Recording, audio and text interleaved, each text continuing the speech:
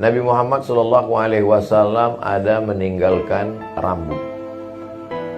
Ada seorang sahabat namanya Khalid bin Walid. Khalid bin Walid pusing 7 keliling, pecinya hilang. Mana peci saya? Mana peci saya? Mana peci saya? Kata Khalid bin Walid. Kata sahabat Khalid bin Walid, ngapain ente pusing nyari-nyari peci? Itu di pasar Madinah banyak jual peci. Bukan pecinya, Mas. Terus di dalam peci itu ada rambut Muhammad SAW. Aku simpan rambutnya dalam peci itu. Kemana aku pergi aku bawa, karena aku ingin mengambil barakah. Dan sekarang rambut itu hilang. Sekarang banyak yang mengaku jumpa rambut Nabi. Gimana cara membedakan rambut Nabi? Bagaimana cara membedakan rambut Nabi yang original dengan KW 16? Pertama, rambut Nabi tak bisa dibakar. Karena Rasulullah SAW itu cahaya. Mana yang lebih tinggi, cahaya dengan api? Tinggi cahaya. Cahaya tidak bisa dibakar oleh api. Maka kalau terbakar, berarti rambut istrinya. Bukan rambut Nabi. Yang kedua, rambut Nabi kalau dipotong, potong sekarang, diukur berapa senti, lihat beberapa bulan lagi, dia akan sepanjang itu juga. Jadi orang yang mengaku-ngaku itu mudah saja ngetesnya. Dan senang. Cuman ketika kita katakan, ini rambut Nabi, kata dia, boleh nggak kami bakar? Oh jangan. Dia ketakutan. Oleh sebab itu maka Nabi Muhammad SAW, Ustaz, boleh nggak kita simpan rambutnya? Itu Khalid bin Walid menyimpan rambut Nabi Muhammad SAW. 10. Air disimpan di dalam kulit kambing. Makanya ketika mengkuliti kambing itu jangan sampai bocor. Setelah dibuang lemaknya, dijemur, disamak, kering, dijahit kembali. Tempat air minum itu bahasa Arabnya qirbah. Orang Indonesia menyebutnya griba. Kita melihat tempat air minum yang terbuat dari kulit kambing itu selalunya dalam film koboi. Sambil naik kuda minum. Tumpahnya lebih banyak daripada yang masuk. Lalu kan film koboi. Nabi minum di tempat air minum terbuat dari kulit. Ketika Nabi Muhammad SAW meninggal, tempat air minum dari kulit itu diambil oleh sahabat Nabi perempuan bernama Asma. Siapa namanya? Asma, pakai alif, Asma. Kalau tidak pakai alif, Asma sesak napas. Asma, anak Abu Bakar, saudara kandung Aisyah, lain ibu.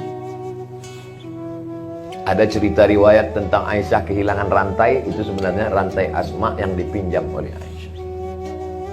Lalu kemudian Asma mengambil tempat air minum itu.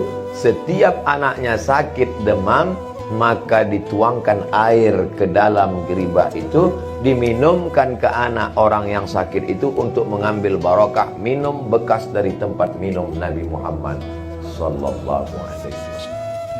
Apa maknanya? Allah Ta'ala berikan keberkahan, bukan air minum Nabi, bekasnya pun diambil menjadi barakah. 10. Masuk ke 11. Ini sampai berapa nih Pak Ustaz? Unlimited. Pokoknya kalau udah saya lihat ada yang mulai menggaru-garu, lama kali. Berhenti. Ke-11. Nabi punya mimbar 3 lantai. Mimbar Nabi itu 3. 1, 2, 3.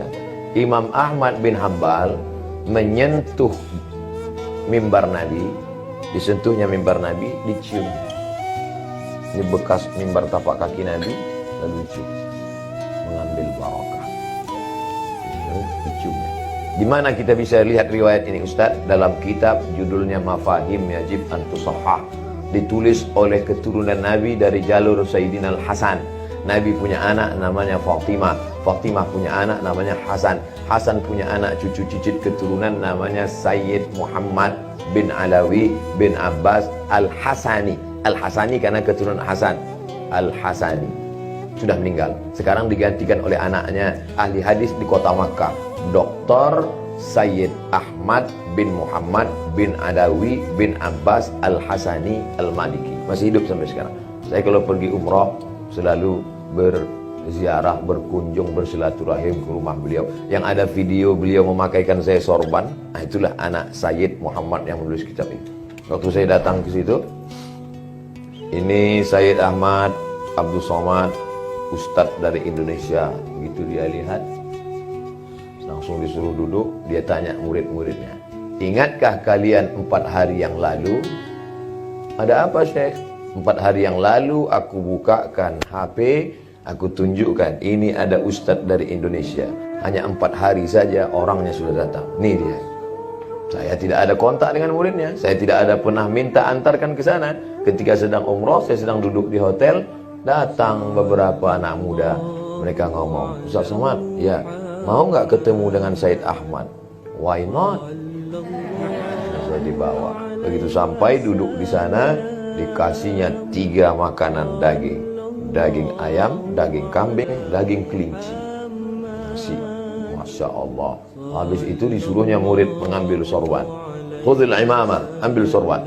Begitu ambil sorban, dia mau ngasih ijazah pakai sorban. Dipakainya sorban ke kepala saya, pusan.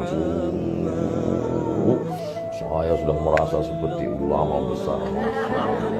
Saya pun gini-gini. Begitu foto dikirim, baru lihat hidung hilang.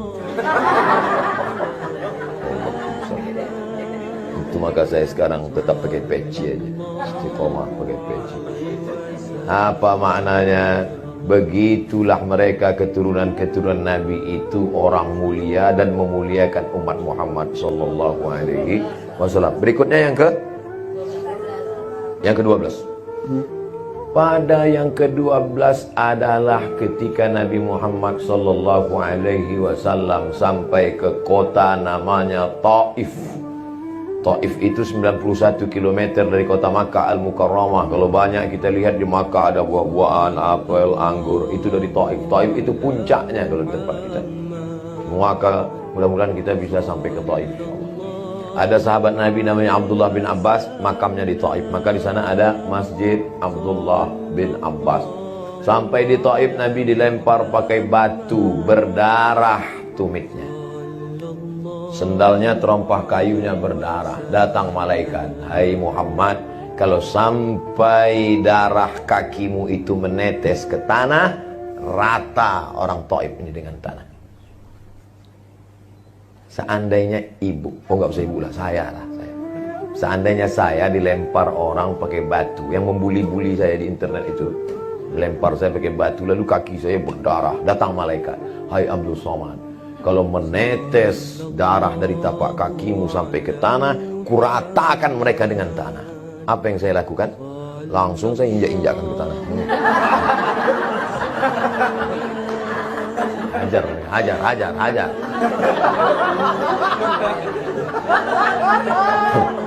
Nabi Muhammad SAW menahan darah dari tapak kakinya supaya jangan sampai menetes ke tanah karena sayang kepada mereka. Jadi sekarang kita ini ngaku umat Nabi Muhammad, baru diejek dikit aja malam tahajud nangis, ya Allah matikan dia. Kalau bisa jangan langsung mati, buat stroke 6 bulan ya Allah. Gimana? Makanya judul hari ini berat nih, meneladani Nabi Muhammad SAW. Tapi walaupun berat kita ikuti sebab kita ingin dekat dengan Nabi Muhammad SAW.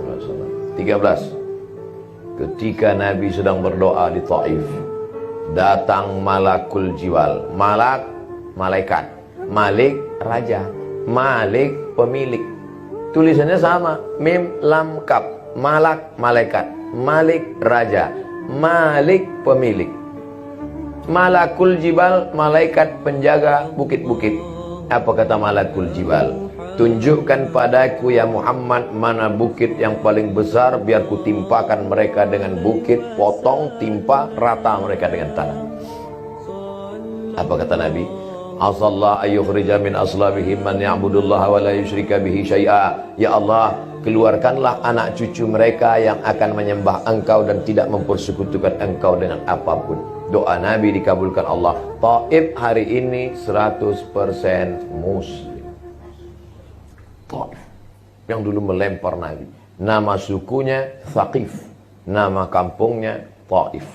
Nama sukunya Thaqif, nama kampungnya Taif. Selesai pengajian, jamaah cerita ke kawannya, nama sukunya Taif, nama kampungnya Thaqif. Yang dengar ngangguk, yang cerita juga dua-duanya sama-sama lupa.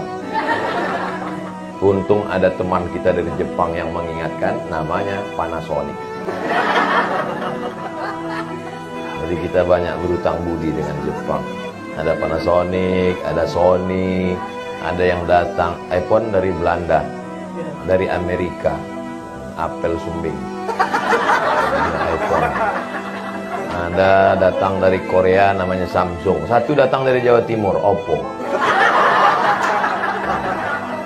Saudara yang dimuliakan Allah, tapi yang diingat nanti yang 12, bukan yang Oppo ini. 13. Bagaimana Nabi Muhammad SAW di atas bukit, di lokasi Bukit Uhud di kota Al-Madinah Al-Munawwarah. 13. Apa yang terjadi? Keliling ini sudah kafir musyrik jahiliyah mau membunuh Nabi SAW.